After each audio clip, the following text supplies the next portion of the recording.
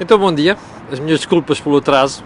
Estava aqui a arranjar uma solução para você não ver depois as imagens deste lado ao contrário. Por exemplo, imagine, quando eu lhe mostrar aqui, deixe-me lá mostrar aqui para você ver, quando eu lhe mostrar aqui a capa do Negócios, que é a TAP e a Diamante da compra de aviões, para isso não aparecer ao contrário.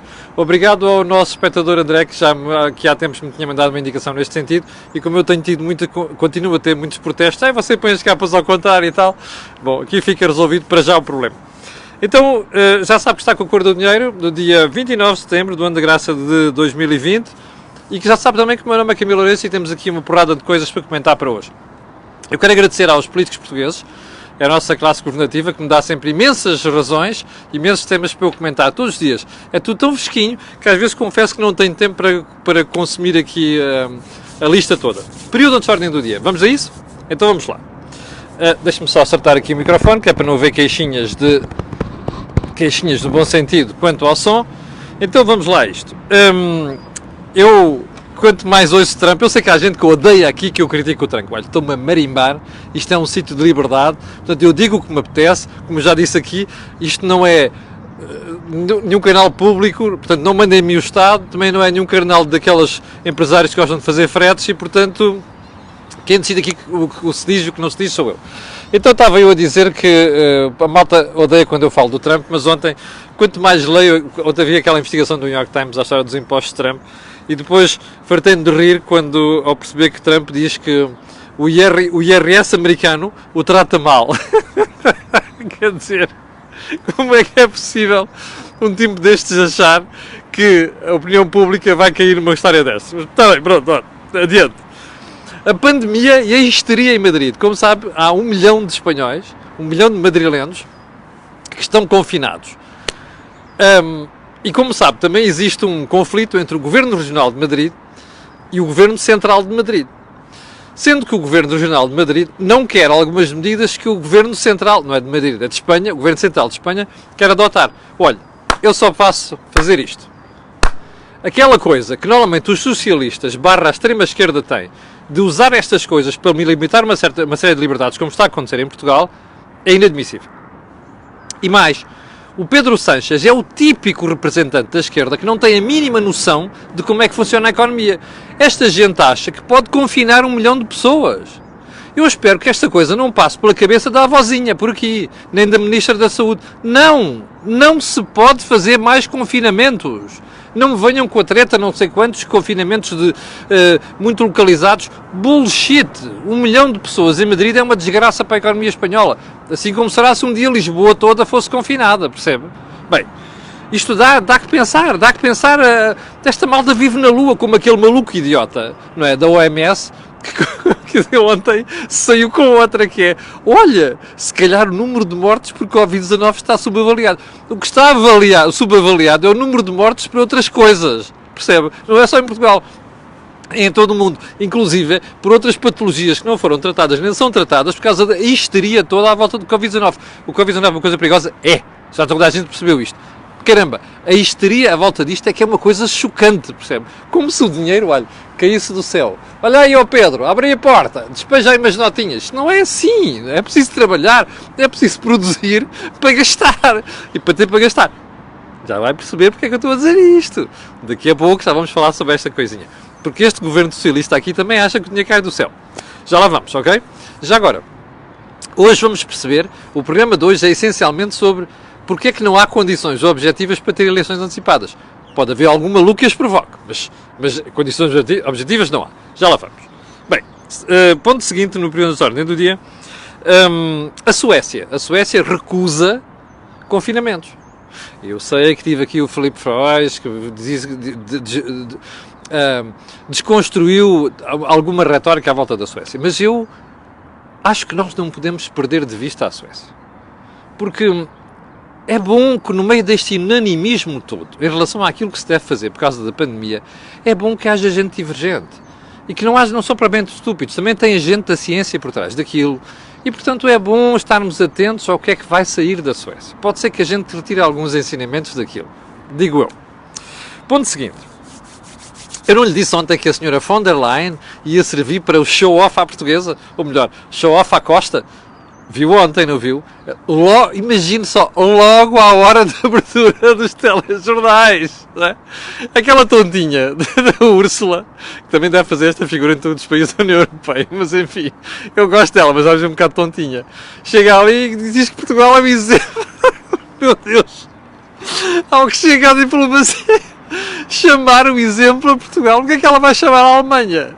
Não é? O que é que ela vai chamar a Holanda? Exemplos de recuperação, planear a economia. Mas isto é o politicamente correto dos últimos 2 presidentes da Comissão Europeia. Não deu bom resultado naquele. Não vai dar bom resultado agora. Eu vou dizer porquê. Daqui por uns meses, quando esta marmelada estiver a correr mal, você vai dizer assim: agora quero ver o que é que a tontinha vai dizer. Vai dizer o quê? Espera aí, no final faltou fazer umas coisas. Opa, alguém que aconselha a von der Leyen, pelo menos diga-lhe assim: filha, um bocadinho mais de moderação, ok? Mais tarde podes precisar dessa moderação para aquilo que vier a suceder. Ponto seguinte. Os monstruosos, agora já não vou rir, os monstruosos prejuízos da TAP. No primeiro semestre, a módica quantia de 600 milhões de euros. Ouviu bem? 600 milhões de euros. Não é 600 mil. Não é 6 milhões. Não é 60 milhões. São 600 milhões de euros. Se me ponen los pelos de punta.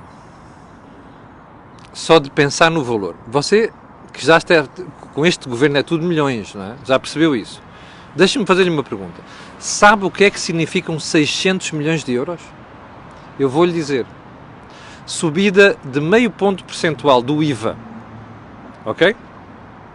Ou seja, você, para suportar os 600 milhões de euros de prejuízo da TAP, você teria de aumentar o IVA em 0,5 pontos percentuais. Você vai dizer, mas não vai acontecer isso. Pois não, nós temos uma alta caixa que o dinheiro cai do céu. Não sai do IVA, sai de outra coisa qualquer. Como sabe, vão lá parar 1.200 milhões de euros. Eu não tenho justificação, sinceramente, não tenho justificação para estourar dinheiro de contribuinte desta maneira. Não tenho justificação. Não há governo nenhum que me vai convencer disto. Nem este, nem do PSD, nem de ninguém, que é para ficar claro que isto não é uma posição que tem a ver com ideologia. Não tem. Não tenho justificação para estourar 1.200 milhões de euros de contribuinte. Para já são 600 milhões que foram para o galheiro. Só uma pergunta. Quanto é que vai ser no segundo semestre? Pá. Eu vou-lhe dizer, entretanto, o que é que me preocupa. Está a ver isto aqui? É manchete do meu jornal.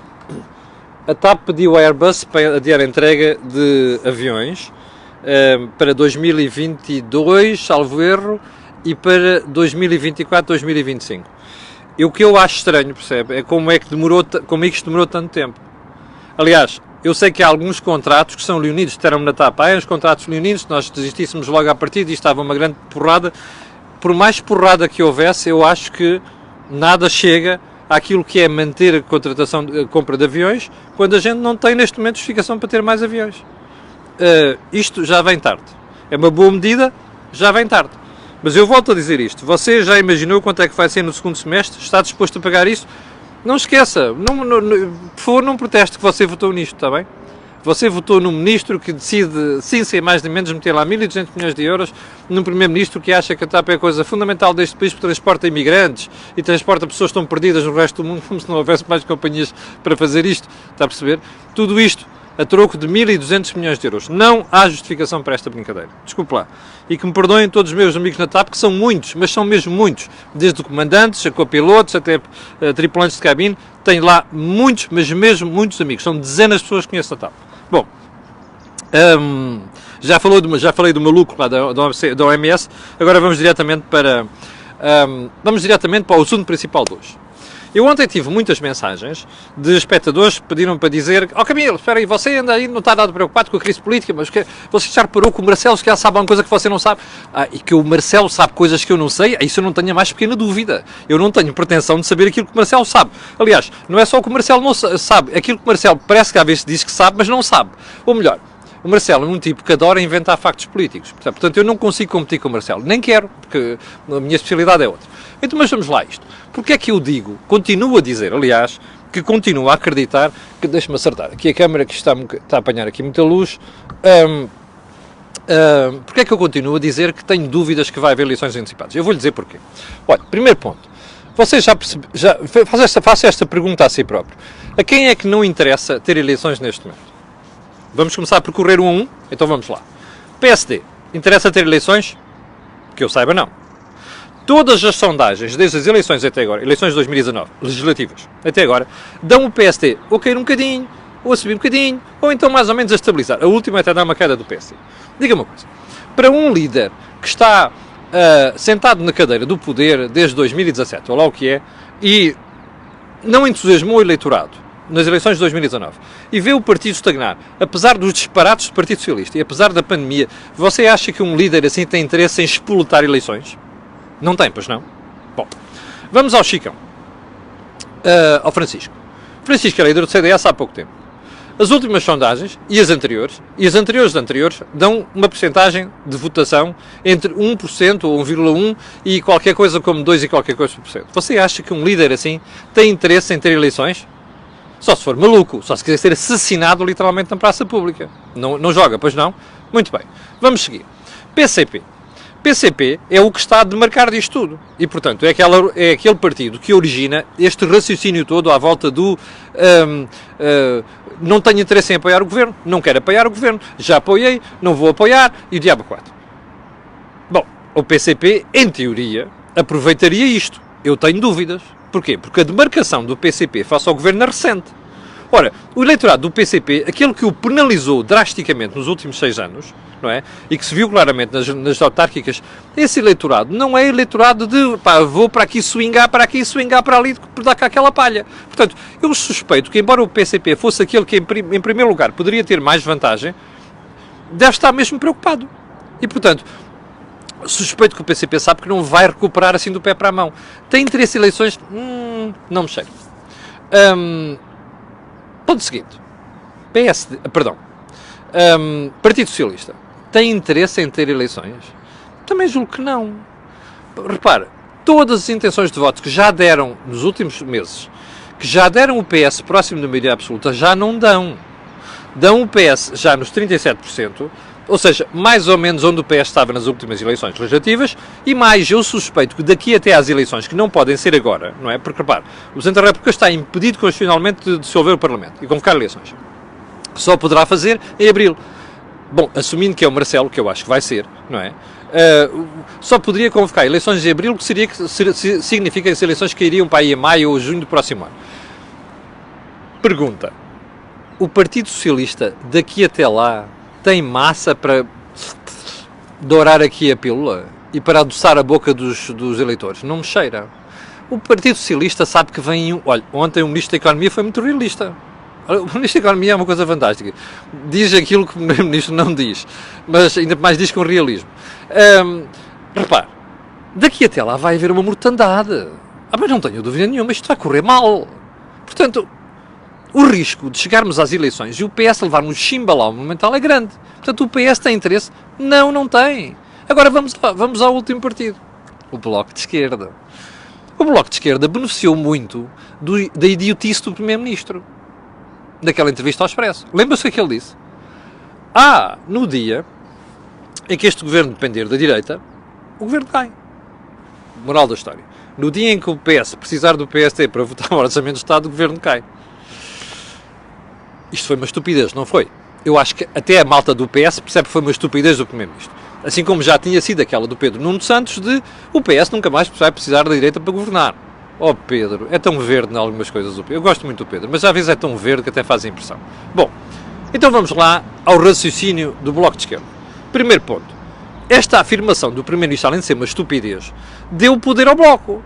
Porque como o PCP diz que não vai apoiar o governo, quem é que fica com a faca e o queijo na mão? O Bloco. Eu ainda não percebi muito bem como é que o Costa deu este presente ao Bloco. Mas agora vamos à pergunta seguinte. Ao Bloco de Esquerda interessa ter eleições agora? Não! Sabe porquê? Está borrado de medo do Chega. Aliás, estão todos. Sabe qual é o problema aqui? É que, curiosamente, PSD, PCP, PS, Bloco de Esquerda, CDS, estão todos preocupados com o Chega. E eu não digo isto com prazer, eu digo isto é porque como é que andaram a chamar nomes a um partido e a um líder e agora estão todos com medo dele, não é? Porquê? Porque volto às últimas sondagens. As últimas sondagens dos últimos meses dão um crescimento a quem? Ao Chega. E tirando aquele resultadinho que melhora as coisas para o Bloco nas últimas sondagens, o resto dá tudo crescimento ao Chega. Ora, quem é que quer correr o risco de ter eleições e ver o Chega saltar para 7 ou 8%? Eu já vou para mais acima. Ninguém quer isto, percebe? Nem o Presidente da República. Já percebeu porque é que o Marcelinho está preocupado? Já! O Marcelinho tem dois problemas. O primeiro é que sabe que não lhe dá jeito nenhum ter agitação em cima das eleições presidenciais. São já em janeiro. Não é? O Marcelinho sabe que se convocar eleições pode ter um hang parliament. Ou seja, a coisa pode não ficar muito diferente. Com uma agravante. Tem um partido de direita, ou como as pessoas que querem mais extrema-direita se chamem, ali a fazer mais vozearia do que faz neste momento, que é um. Portanto, o Marcelo está interessado nisto. Os outros partidos estão interessados nisto. Bullshit. Ok? Portanto, a Catarina bem pode esconder, pá, sobe a saia, baixa a saia, não sei das quantas, é mini saia, saia comprida. A Catarina bem pode fazer todo este contorcionismo, olha, mortal encarpado, de costas, não sei o quê. Das duas, uma. Ou tem juízo, ou cai e parte a espinha. Portanto, está a perceber porque é que eu estou otimista quanto à crise política? Está a perceber porque eu acho que não vai haver crise política? É claro que em política a gente prevê uma coisa hoje, amanhã está a explicar porque é que errou. É como os economistas das previsões, não é? Amanhã estão a dizer porque é que eu errei, não é?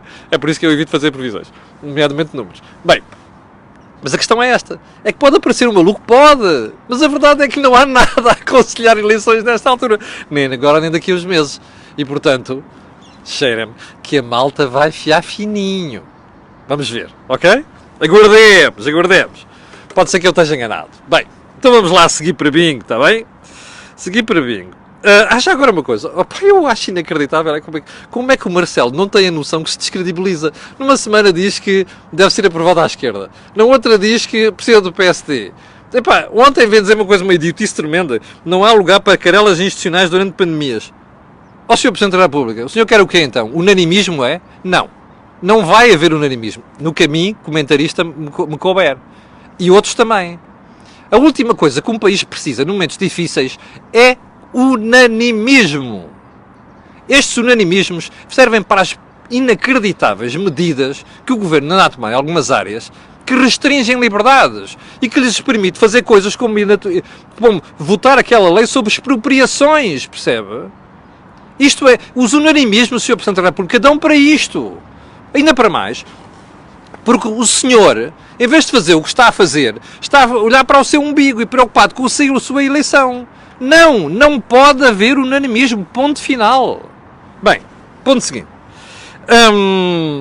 Já vamos com 20 minutos, já me lixou isto tudo. Bem, eu não sei se reparou ontem, deixa-me mostrar-lhe aqui, porque eu não comentei isto ontem, e as pessoas não perdoam. Eu acho bem que não perdoam.